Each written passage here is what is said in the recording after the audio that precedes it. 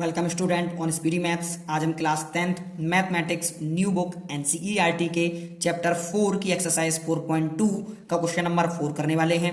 Question number 4 में student हमें दिया गया है find two consecutive positive integers sum of whose square is 365। आइए स्टूडेंट इसे समझते हुए सॉल्व करते हैं। क्वेश्चन नंबर 4 में हमसे कहा गया है find two consecutive positive integers. हमें दो ऐसे कॉन्जिक्यूटिव पॉजिटिव इंटीजर्स को फाइंड करना होगा सम ऑफ हुज स्क्वायर इज 365, जिनके स्क्वायर का सम करने पर हमें 365 फाइंड होता है। तो आइए स्टूडेंट शुरू करते हैं। तो सबसे पहले आप सॉल्व डाल लीजिएगा।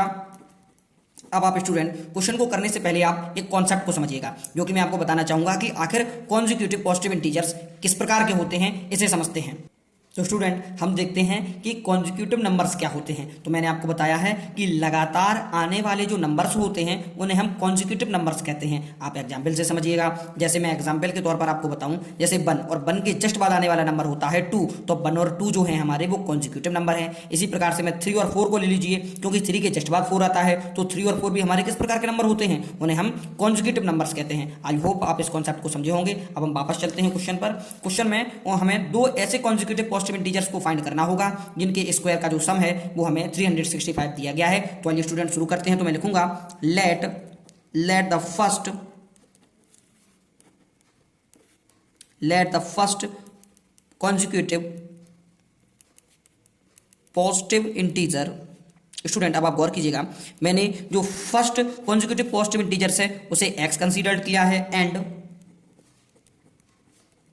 And the second consecutive positive integers को स्टूडेंट मैंने फर्स्ट को जहां x कंसीडर किया है, वहीं सेकंड कॉन्जिक्यूटिव पॉजिटिव इंटीजर्स को स्टूडेंट मैं x + 1 कंसीडर करता हूं। अब आप एग्जांपल से समझिएगा। यदि मैं फर्स्ट कॉन्जिक्यूटिव इंटीजर्स को 1 मान लेता हूं, तो उसके साथ जो कॉन्जिक्यूटिव होगा वो 2 होगा, तो 1 में मुझे 1 को ऐड करना होगा। ठीक इसी प्रकार से मैंने x + 1 किया है, मैंने यहां पर 1 को ऐड किया है। आई होप आप इस कॉन्सेप्ट को भी समझे होंगे। अब हम क्वेश्चन की कंडीशंस पर चलते हैं। कंडीशन में हमें कहा गया है कि उनके स्क्वायर का जो सम है वो 365 है। तो आइए स्टूडेंट इसे भी लिख लिएगा। तो आप लिखिए अकॉर्डिंग टू क्वेश्चन आपको कहा गया है कि जो आपके पॉजिटिव इंटीजर्स हैं दोनों, इनका आप स्क्वायर कीजिएगा, आप दोनों का स्क्वायर कीजिएगा, और स्क्वायर करने के बाद उन्होंने कहा है कि इनका सम करने पर, तो आप सम कीजिएगा। जो हमें दिया गया है वो है 365। आइए स्टूडेंट इस फर्दर इक्वेशन को हम सॉल्व करते हैं। तो आप लिखिएगा x², यहाँ आप x + 1 के होल स्क्वायर को ओपन कीजिएगा, तो आपका होगा x² + 1 + 2x = 365। यहाँ पर स्टूडेंट मैंने a + b के होल स्क्वायर वाले फॉर्मूले से इसे ओपन किया है। आई होप आपने ये फॉर्मूला पढ़ा होगा। आइए स्टूडेंट आगे सॉल्व करते हैं। x² और x² को ऐड करने पर हमारा 2x² होता है + 2x + 1। अब आप गौर से देखिएगा स्टूडेंट, जो हमारा 365 दिया गया है, इसे आप लेफ्ट हैंड में लाइएगा तो ये नेगेटिव हो जाएगा और राइट हैंड में हमारा बचेगा 0। अब आप स्टूडेंट इसे सॉल्व कीजिएगा, तो आपका होगा 2x² + 2x, यहाँ होगा -364, क्योंकि जब आप माइनस के 365 में 1 को ऐड करते हैं तो आपका आता है 364।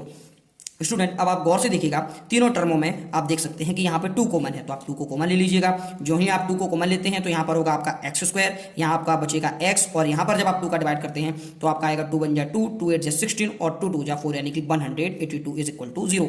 जब आप इस 2 को राइट हैंड साइड में भेजते हैं स्टूडेंट, तो 0 के डिवाइड में होगा जिसकी वैल्यू 0 होती है। तो हमारी जो इक्वेशन होगी स्टूडेंट वो होगी x² + x - 182 = 0। अब आप स्टूडेंट गौर से देखिएगा। अब आप इस इक्वेशन को फॉर्मूला से कंपेयर कीजिएगा, जो कि मैंने आपको इस एक्सरसाइज के इंट्रोडक्शन पार्ट में भी बताया था कि जब आप क्वाड्रेटिक इक्वेशन को फाइंड कर लें और इसके बाद जब आपको उसके फैक्टर्स करने हों तो आप रफ वर्क कीजिएगा। स्टूडेंट ये जो मैं आपको बता रहा हूं ये रफ वर्क है, जो कि आपके क्वाड्रेटिक इक्वेशन के फैक्टर या रूट को निकालने में आपकी बेहद ही हेल्प करेगा। तो स्टूडेंट सबसे पहले आपकी जो क्वाड्रेटिक इक्वेशन है आप इसे कंपेयर कीजिएगा ax² + bx + c से।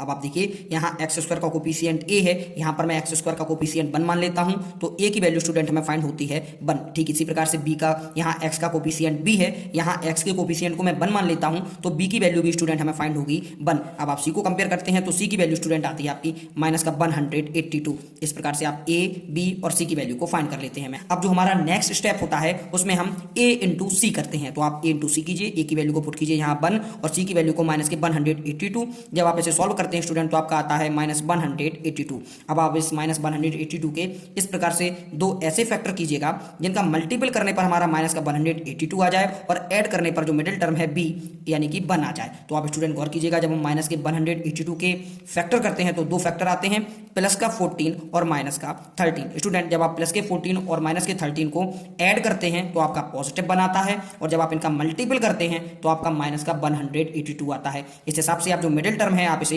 एक्सपेंड कीजिएगा 14 प्लस के और माइनस के 13 में। तो आप देखिएगा जब यहाँ पर आप करते हैं तो आपका होगा x², इस पॉजिटिव x की जगह आप लिख लीजिएगा प्लस का 14x माइनस का 13x minus 182 is equal to 0।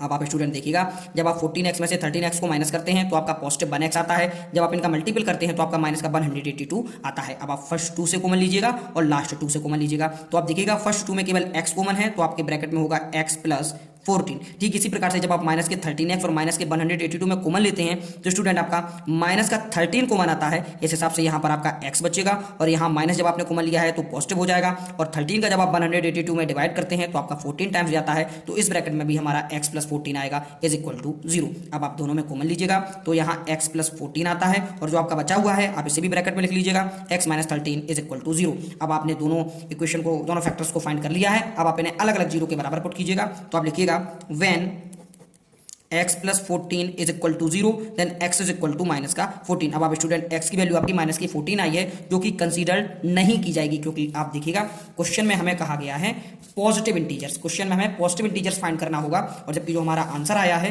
ये नेगेटिव आया है तो इसे हम कंसीडर नहीं करेंगे। जो हमारा सेकंड है आप इसे भी पुट कीजिएगा x minus 13 is equal to 0 then x is equal to आपका पॉजिटिव 13 आता है, और आपका ये पॉजिटिव आया है तो स्टूडेंट ये कंसीडर किया जाएगा। तो जो हमारा फर्स्ट वाला है, जो मैंने फर्स्ट माना था वो x था, तो जो फर्स्ट इंटीजर है पॉजिटिव उसकी वैल्यू 13 है, और जो सेकंड था स्टूडेंट मैंने आपको बताया था, जो सेकंड हमने माना था वो था x प्लस 1। आप x की वैल्यू को पुट कीजिएगा यहाँ पर, तो 13 प्लस 1 इस हिसाब से आपका आता है 14। तो आपने दो फैक्टर्स आपके जो इंटीजर्स निकले हैं वो है प्लस का 13 और प्लस का 14। आप देखिएगा दोनों ही कॉन्जिक्यूटिव हैं क्योंकि 13 के जस्ट बाद 14 आता है। इस हिसाब से हमारा ये क्वेश्चन पूरा होता है। आपको कोई भी कॉन्सेप्ट में प्रॉब्लम लगी हो, कहीं भी समझ ना आया हो, आप कमेंट बॉक्स के जरिए से पूछ सकते हैं। आपने पूरा वीडियो देखा इसके लिए बहुत बहुत धन्यवाद। Thank you.